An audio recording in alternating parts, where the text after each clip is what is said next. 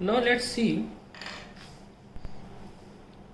हमने पिछले लेक्चर्स में देखा कि अगर कोई वेक्टर ऐसे है और दूसरा वेक्टर ऐसे है तो रिजल्टेंट जो होता है वो सारी टेल से सारी हेड तक जाता है और हम उसे ए प्लस बी बोल देते हैं। बार बार ए प्लस बी कौन लिखेगा, एक लेटर से दिखा देते हैं, है कि नहीं। तो अभी हमें एक और नई चीज़ देखनी है, that is resolving of vectors. ये रिकैप था जो हमने किया था। अगर आपको कोई वेक्टर दे रखा है इस तरीके से, सपोज ए, तो this vector has two components।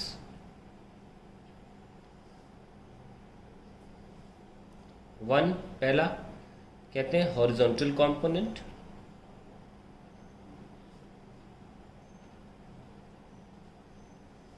और दूसरा बोलते हैं वर्टिकल कंपोनेंट।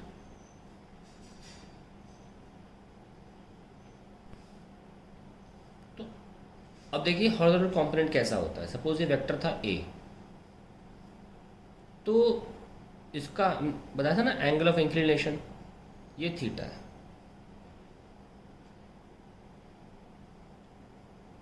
तो यहाँ से लेकर इसके एरो को परपेंडिकुलरली गिरा ले यहाँ तक, बना ले एरो, तो ये होता है ए कॉस थीटा। इसे बोलते हैं ए एच, हॉरिजॉन्टल कंपोनेंट। और ये जो है एरो यहाँ से लेकर यहाँ तक, इसे बोलते हैं A sine theta, which is the vertical component. तो थीटा के सामने वाला साइन थीटा और बेस कंपोनेंट हॉरिजॉन्टल कंपोनेंट होता है, या थीटा के साथ वाला, थीटा के सामने वाला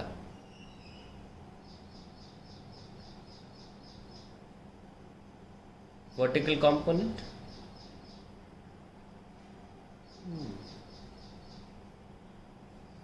थीटा के साथ वाला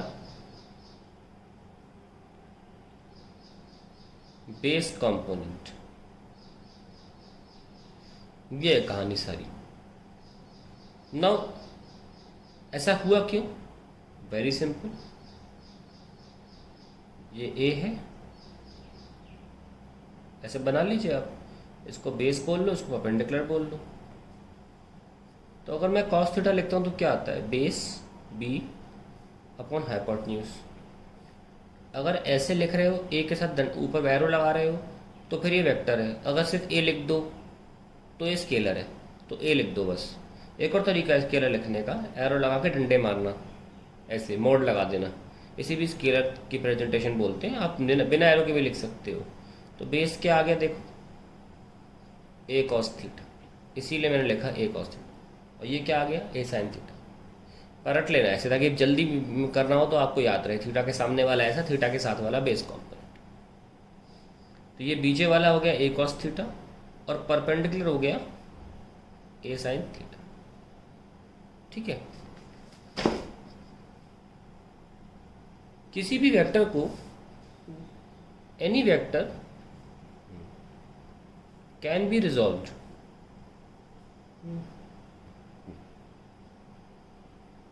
in two perpendicular components। आपने देखा कि वो दोनों कंपोनेंट्स परपेंडिकुलर थे। ये ए, अगर ये इंक्लिनेशन थीटा है तो आप एक ट्रायंगल बना लीजिए, राइट एंगल ट्रायंगल, तो बेस हो जाएगा ए कॉस थीटा और ये हो जाएगा ए साइन थीटा।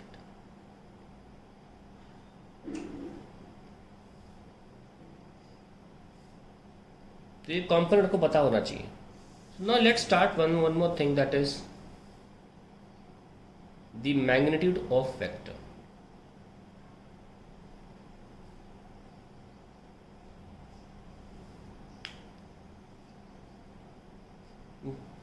मैग्नीट्यूड होता है the length of the arrow, of the vector arrow, that shows the magnitude, and the arrow tip shows direction. Direction तो हमने कई बार देख लिया, हमें लेंथ भी तो चाहिए। सपोज हमारे पास ये एक वेक्टर है ए, उसकी लेंथ कितनी होगी, सिर्फ ए। वेक्टर मान लीजिए बी हमारे पास ऐसा है, लेंथ कितनी होगी, सिर्फ इतनी सी लेंथ बी, बिना एरो के लिखेंगे। लेकिन अगर ठीक है, अब सपोज मेरे पास एक वेक्टर ए है ऐसा, और इस तरीके का वेक्टर बी है, तो लेंथ कैसे लिखी जाए भाई? वेक्टोरियली तो ए प्लस बी लिखते हो, पर असली में तो ए और बी तो लेंथ नहीं है ना।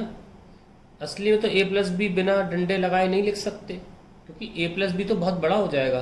अगर आप एक धागा लो, एक धागे से यहाँ तक रखो, फिर उसको यहाँ से करके ऐसे करो और फैला दो, तो वो इससे तो बड़ा ही निकलेगा, क्योंकि वो तो प्रॉपरली नाप रहा है। वो तो एक तरह से डिस्टेंस हो गया ना, पाथ ट्रेवल्ड। पर वेक्टर जो होता है वो shortest distance between the initial and the final point होता है। वो धागे से अगर आप लोगे ऐसे और ऐसे करोगे, और जब धागा सीधा करोगे तो वो तो इससे बड़ा आ जाएगा। इसकी लेंथ कैसे निकाली जाए? ये कितना है,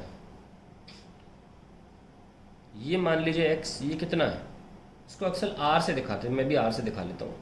ये r है कितना, ये हमको सॉल्व करना, और हमको अच्छी तरह पता है कि r जो है वो a प्लस बी के मैग्नीट्यूड के एडिशन के बराबर तो नहीं है, r definitely less than a plus b है। इसको देखना पड़ेगा हमें। लेट अस सी।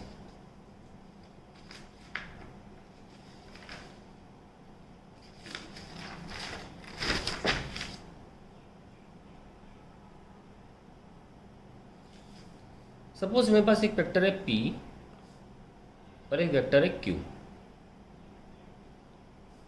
तो ये क्या हुआ, r vector, but I want r, just the length. बहुत सिंपल तरीका है, बहुत सिंपल। q को रिजॉल्व करो। रिजॉल्व करने के लिए करना पड़ा हमें एक रेक्टेंगल ट्रायंगल क्रिएट करना पड़ गया, ठीक है। और पी और क्यू के बीच में एंगल क्या है, थीटा। मैंने पहले भी बोला है, एंगल कभी हेड और टेल के बीच में नहीं होता, ये थीटा नहीं है, ये थीटा। ये पी और क्यू के बीच का एंगल है। थीटा क्या है, angle between P and Q. Clearly explain किया एंगल ऑफ इंक्लिनेशन, ठीक है। अगर नहीं समझ में आ रहा है तो क्यू को इमेजिनरी तरीके से यहाँ बनाएं और देखें टेल के बीच में एंगल थीटा है, कॉरेस्पॉन्डिंग एंगल्स। हमेशा टेल्स के बीच में एंगल लिखा जाता है, ये नहीं होता है एंगल ये है। तो उस लिहाज से ये नीचे वाला हो गया क्यू कॉस थीटा और सामने वाला हो गया q sine theta, sir no. तो अब हमारे पास एक ट्राइंगल बन गया है, इसका बेस जो है वो है P plus Q cos theta, और ये है क्यू साइन थीटा, और ये हमारा हाइपोटेन्यूज आर हम बड़े आसानी से निकाल सकते हैं। P plus Q cos theta का square plus Q sine theta का स्क्वायर आर स्क्वायर, तो ये कितना आया, P square plus Q square cos square theta plus 2pq cos theta plus Q square sine square theta. So we have p square plus q square cos square theta plus sin square theta plus 2pq cos theta. So finally we have square root of p square plus q square plus 2pq cos theta, and that is the final answer. So we have the formula for this any vector जो resultant है दो vectors का और उनके बीच में angle theta given है। जैसे कि हम एग्जांपल्स ले लेते हैं। Suppose I have a vector like this p, then I have a vector like this q, ये थीटा है। तो सीधे हम रिजल्टेंट कैसे निकाल लेंगे, पैरेललोग्राम से, क्योंकि टेल टू टेल है, उसमें पैरेललोग्राम यूज करते हैं।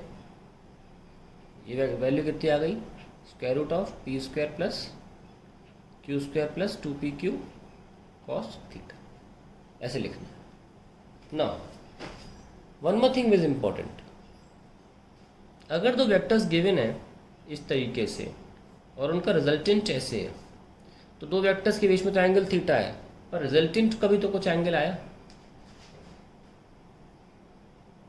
है ना। वो एंगल कैसे निकालोगे? वेरी सिंपल, वही ये क्यू था, तो क्यू साइन थीटा और ये क्यू कॉस थीटा।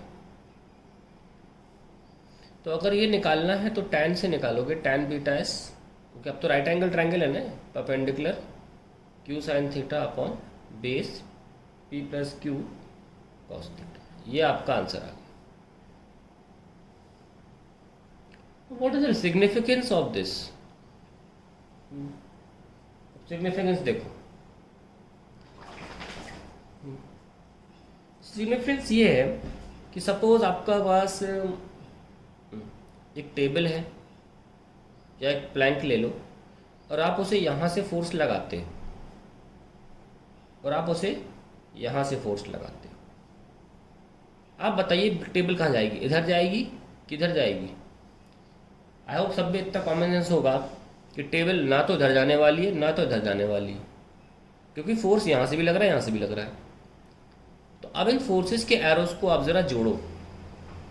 ऐसे जोड़ने के लिए टेल टू टेल या हेड टू हेड करना पड़ता है, पास लाना पड़ता है।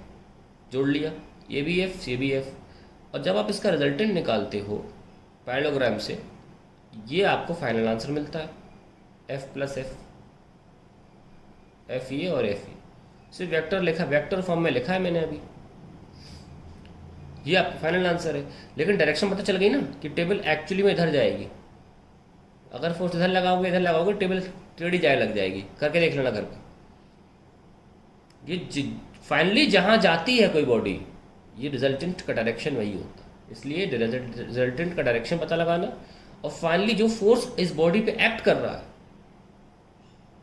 वो पता लगाना बहुत इंपॉर्टेंट है। अब देखिए ये वेक्टर ऐड हो रहे हैं और एंगल के बीच में एंगल 90 डिग्री है। कैसे करोगे? एफ नेट, नेट फोर्स क्या लग रहा होगा? पहला स्क्वायर दूसरे फोर्स का स्क्वायर प्लस 2ab 2pq, है ना। फॉर्मूला क्या था रिजल्टेंट का? P square plus Q square plus 2pq cos theta, और थीटा क्या था? पी और क्यू के बीच में एंगल, एंगल कितना 90 है, कॉस 90, कॉस 90 जीरो होता है, तो क्या आया? F square plus F square, that is f√2।